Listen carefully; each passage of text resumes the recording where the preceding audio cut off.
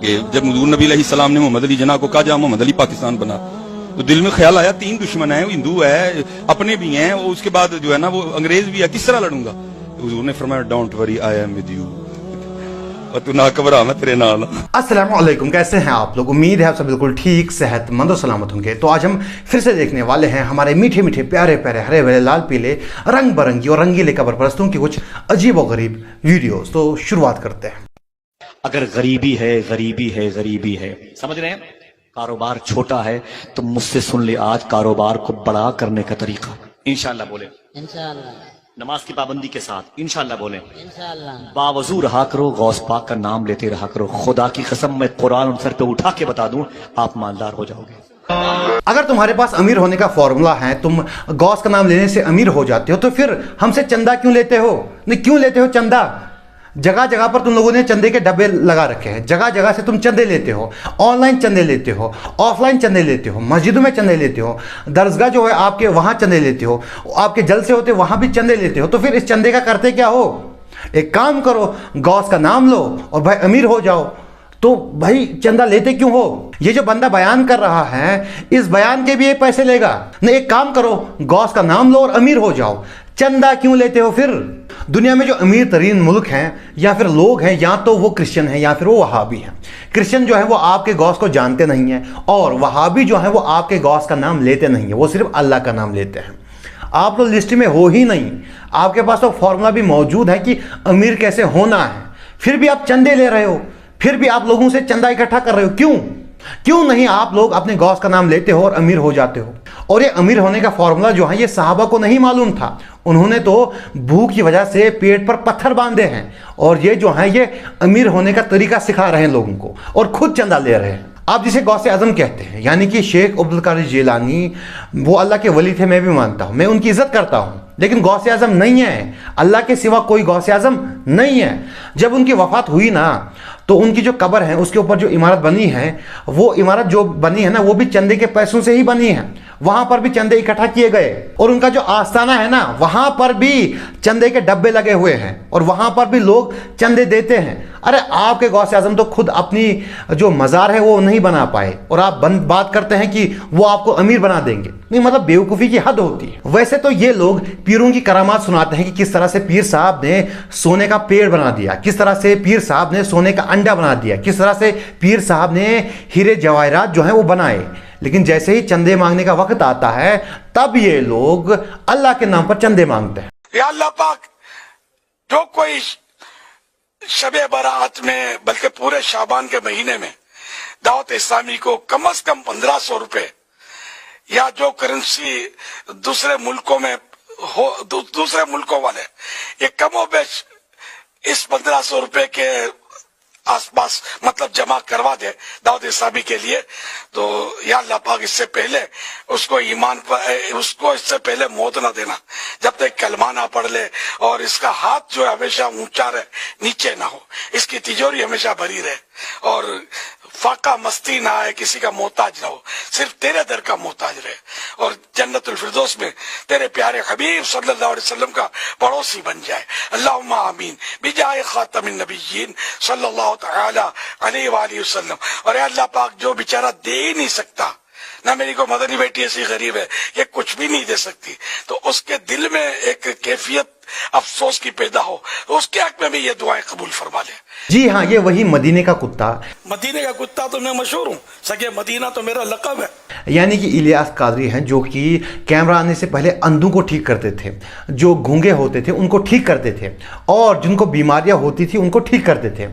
लेकिन जैसे ही कैमरा आया, अब ये कैमरा के सामने जो है अब ये चंदे मांगते हैं। वैसे तो ये लोग अक्सर जो है अपने पीरों की करामात बयान करते हैं, किस तरह से उन्होंने सोने का पहाड़ बना दिया, किस तरह से उन्होंने जो है सोने का पेड़ बना दिया, किस तरह से उन्होंने सोने का अंडा बना दिया। लेकिन जब मांगने का वक्त आता है तब अल्लाह के नाम पर मांगते हैं। क्यों? असल में वजह यह है कि अल्लाह के नाम पर तो सभी देते हैं, चाहे वो वहाबी हो, देवबंदी हो, कोई भी मसलक का हो, वो अल्लाह के नाम पर देते हैं, और गौस के नाम पर, इनके गौस के नाम पर सभी नहीं देंगे, इसीलिए ये लोग अल्लाह के नाम पर मांगते हैं। वैसे तो ये लोग वहाबियों और देवबंदियों से बहुत नफरत करते हैं। जिस घाट पे वहाबी बैठ जाए वो घाट तोड़ देना, जिस बर्तन में पानी पी ले वो बर्तन फेंक देना, इसलिए कि मेरा अपना एतकाद तो यह है, कुत्ता मुंह डाल दे तो बर्तन पाक हो सकता है, वहाबी मुंह डाल दे तो बर्तन पाक नहीं होगा। लेकिन जैसे ही चंदे मांगने का वक्त आता है तब ये नहीं कहते कि वहाबी से मत लेना, देवबंदी से मत लेना, तब तो चंदा किसी से भी लेते हैं। लेकिन जैसे ही इनकी मस्जिद में जाओगे, इनके मदारिस में जाओगे, वहां पर वहाबियों और देवबंदियों को नहीं आने देते, लेकिन चंदे ये लोग सभी से लेते हैं। मेरे मुर्शिद कामिल, मेरे शेख तरीकत सय्यदी व सनदी अमीर अहले सुन्नत दामत बरकातुहुल आलिया, आपने ऐलान फरमाया है कि ये शब बारात या फिर ये पूरा शाबान का महीना, इसके अंदर जो बंदा भी दावत इस्लामी को 1500 रुपए अपने रिज़्क़ हलाल में से दे, आपने उसके लिए बहुत दुआएं फरमाई है, दुनिया के लिए, आखिरत के लिए, बेहतरी के लिए, खात्मा बिल खैर के लिए। आप जितने हजरात हैं, क्या मैं उम्मीद करूं कि आप 1500 रुपए जमा करवाएंगे?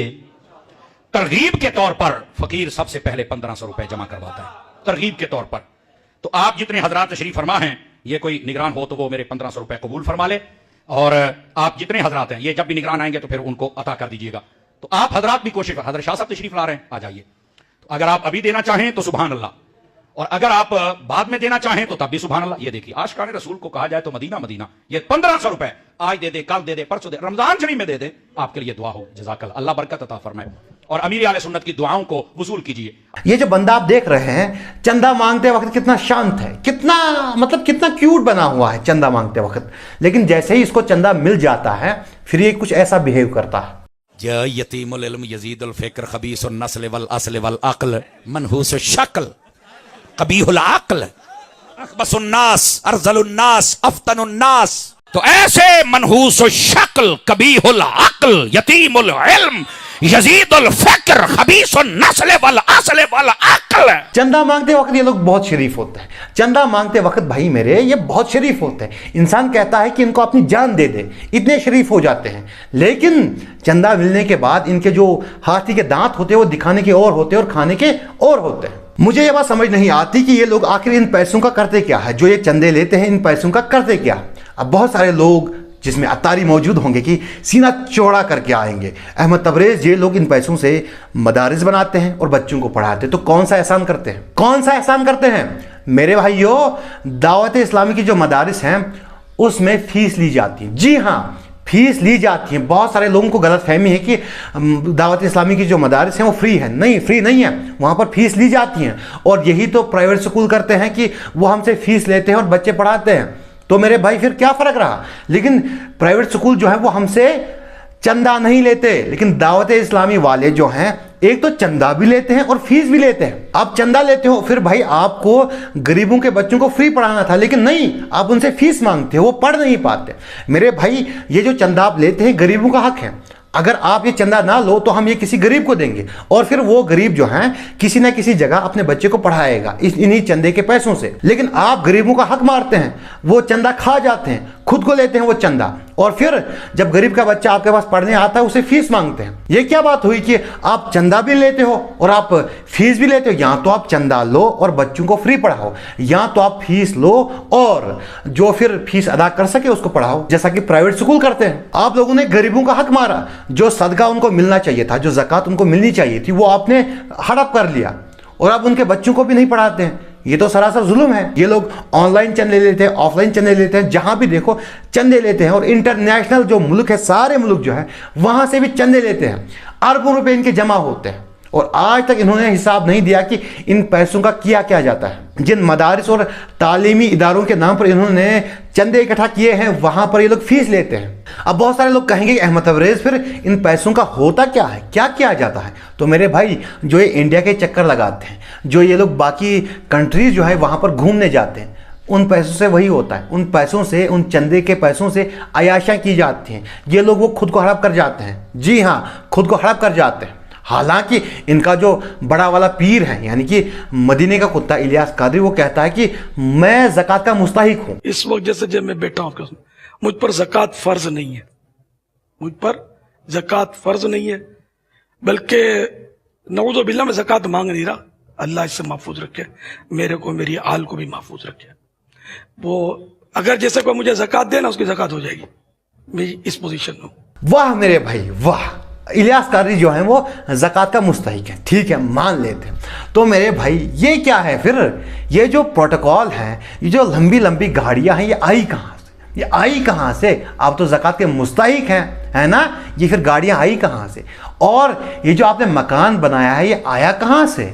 अच्छा खासा मकान है इसका, बड़ा सा मकान है भाई, शान में रहता है ये, अमीरों वाली ज़िंदगी जीता है। तो फिर ये पैसे आए कहाँ से? ये जो आप नए नए कपड़े पहनते हैं ये आए कहाँ से?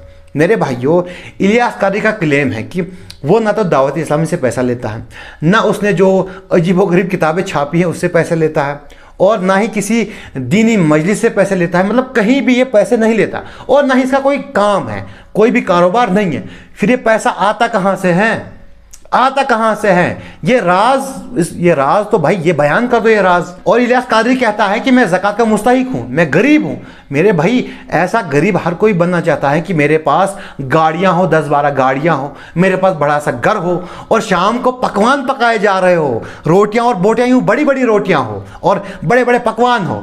भाई ऐसा गरीब हर कोई बनना चाहता है। भाई आपके जो खाने के पैसे आते हैं, ये जो आप पहनते हैं, अच्छे अच्छे कपड़े पहनते हैं, आपका घर जो है, ये गाड़ियां हैं, ये फिर आई कहाँ से? हाँ, अगर आप ज़कात के मुस्तहिक हैं फिर ये आई कहाँ से? ये इन्हीं चंदू के पैसों से आती हैं। इसी तरह से ये लोग कौम को लूटते हैं, इसी तरह से इन लोगों ने कौम को बेवकूफ़ बनाया है।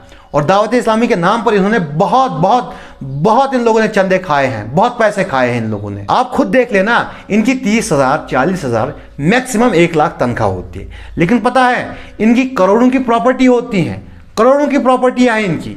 ये पैसे आए कहाँ से? इन पे कहाँ से आए? जहां पर गरीब आवाम मर रही है वहां पर ये मौलवी अयाशा कर रहे हैं। इलियास कारी मुल्क घूम रहा है। इसके जो बाकी हबीब अतारी, वो इमरान अतारी, वो जहां देखो आयरलैंड में होते हैं, यूके में होते हैं। ये पैसे आते कहां से हैं? और फिर लोग कहते हैं कि हमें पैसों की शॉर्टेज होती। मैं भाई, बाकी मुल्कों को देखने से पहले अपनी आवाम को देख लो, भूखी मर रही है। कम से कम कुछ तो शर्म करो, कुछ तो हया करो। तुम लोग बेशर्मो बेहया इंसानों, कम से कम थोड़ी बहुत शर्म कर लो। और बहुत सारे अत्तारियों को ये वीडियो देखने के बाद दर्द हुआ होगा, मखसूस जगह पे उनको पेन होगी। तो मेरे भाई, आपके लिए मैं इलाज लेके आया हूं। दर्द की जगह पर हाथ रख दे और पढ़े दादा साहेब की घोड़ी। ये कोई बुजुर्ग होंगे तो इनकी तरफ ये मंसूब होगा। दादा साहेब की घोड़ी वही अंधेरी रात, फुला का दर्द, फुला की जगह नाम ले, फुला का दर्द फुला जगह का।